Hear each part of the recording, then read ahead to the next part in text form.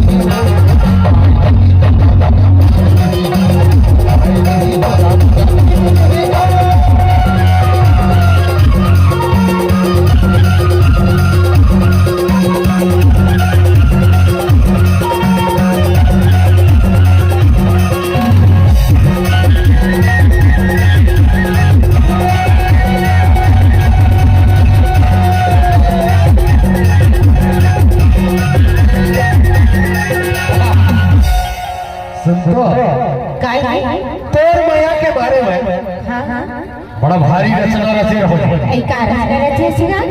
का रचना रचे रहो, भारी मेहनत कर रहे हो। घर में बनाए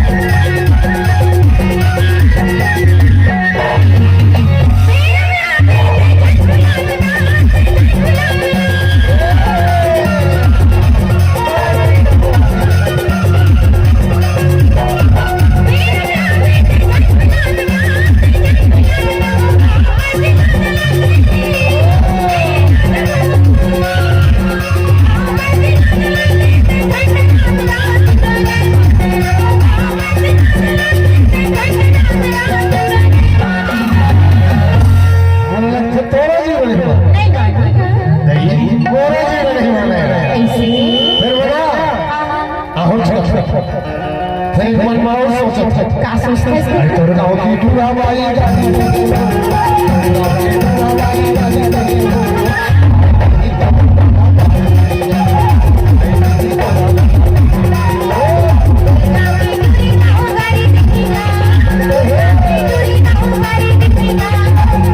Thank you.